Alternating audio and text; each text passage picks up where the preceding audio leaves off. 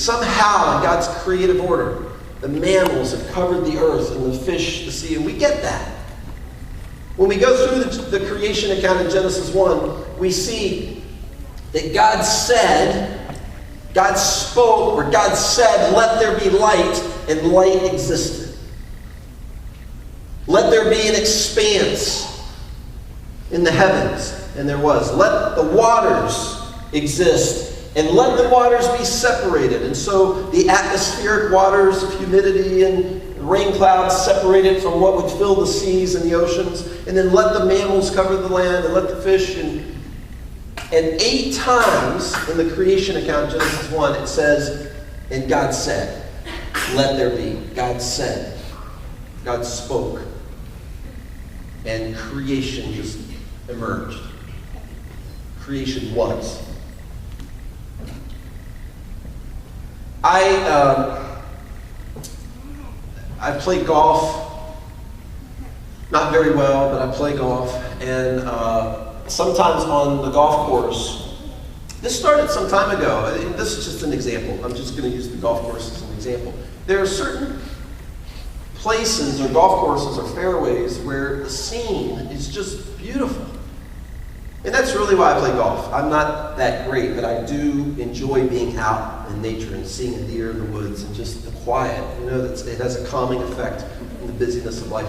And there have been times where I've just felt drawn in my spirit to just acknowledge God. Wow, God, you are beautiful. And I went through this little, and this might seem silly to you, and maybe, I don't know if you can relate or not. I went through this little dilemma on golf courses and various other places where I started thinking, well, wait, God didn't make this, man did. Bulldozers did. Contractors and engineers made this. I'm out here just enjoying the beauty of creation when actually this isn't the Grand Canyon in its organic state. This is something that bulldozers created. And so I went through this little struggle like, well, man, that's a bummer. I mean, it's beautiful, but I can't really worship God because of it, because, you know.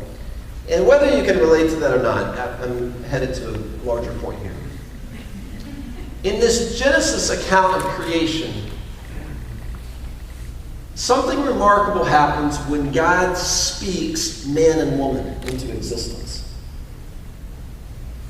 And this really gets into the purpose of you, the purpose of our being. There are people in this room, I believe, people hearing my voice right now, who I believe are listening, and the greatest struggle of your life right now, more than physical issues or the economy, is that you haven't settled on why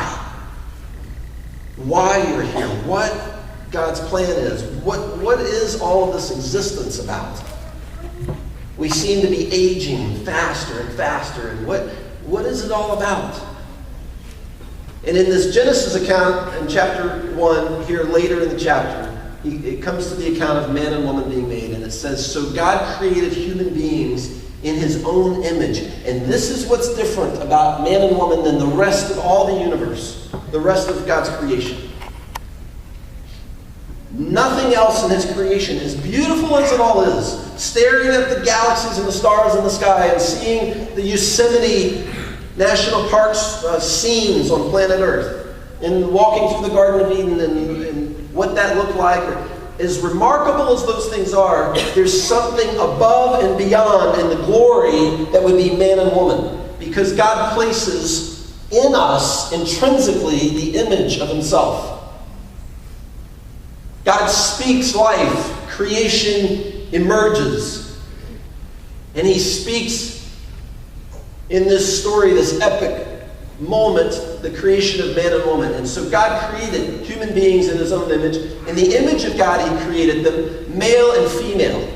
He created them. And it suggests that you don't see the complete image of God in man. You don't see the complete image of God in woman. You certainly don't see the complete image of God in sinful, fallen man.